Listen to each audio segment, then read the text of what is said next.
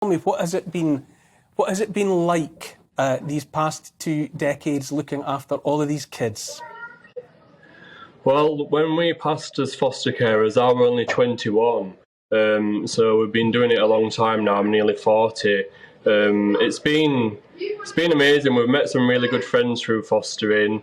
We've also got our own 4 children as well along the way. We've met some great children, moved a lot of them on to adoption, moved some of them on to back to birth family, wherever's best for them, the best outcome for them, we've moved them back. And it's just been, we've met some great friends and other foster carers, adopters that we've moved babies and young children onto. We've met some great people through fostering, and we've had a great time with it over the past nearly 2 decades. We've done it for now, but we've had a great time with it. You were 21 when you embarked upon this. What was the inspiration to take on something rewarding, sure, but sheer hard graft at 21?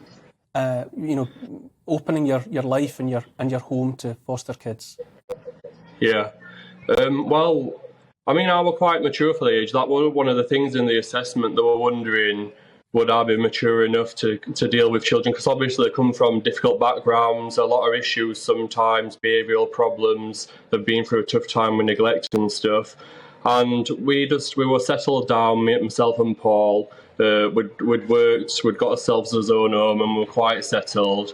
And obviously, being a same-sex couple, we looked into fostering initially just to see how we'd get on looking after children. We'd looked after his sister's children and things, but we wanted to see how we'd get on looking after other people's children, and it's turned out really well. Like I've just said, we've met some great people and met some great friends through it. And I would always say, would always recommend fostering to anybody, from 21-year-old onwards. Obviously, it's your decision, but if you are interested in it, get people out to chat to you and find out more about it.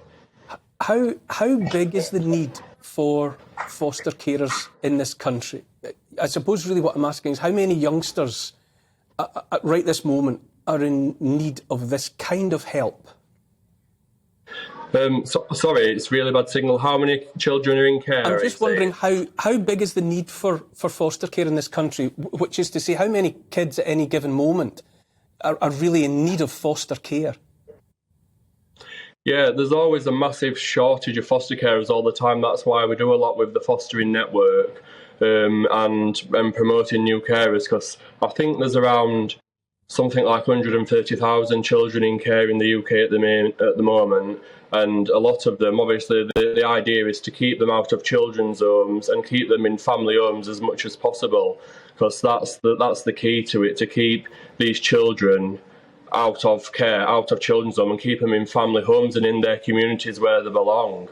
So we obviously foster in Barnsley, and Barnsley's motto is keep Barnsley children within Barnsley, so they stay in the same schools and they have close contact with the birth family and the friends and things like that. That's really important.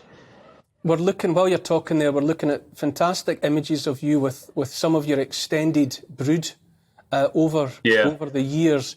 Fair to say as well that you haven't shied away from taking on youngsters with various complications and special needs. How has that affected your life?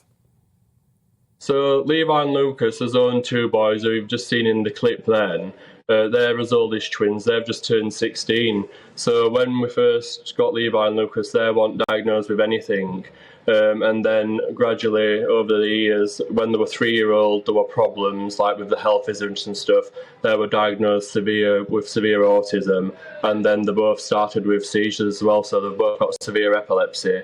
So it's been challenging. It's hard work. It can be draining at times, but we've got used to it. It can be up all through nights. That's just our life now. Myself and Paul. It's just. We've also fostered other children with additional needs, one that's had like cochlear implants, and we've had to go to the cochlear implant centre because she was deaf. Children obviously with different behavioural and other emotional problems. And we've done it for so long now, it's kind of just normal to us. We've fostered that many different type of children, sibling groups, boys and girls. It's just part of our life. It's just what we do now.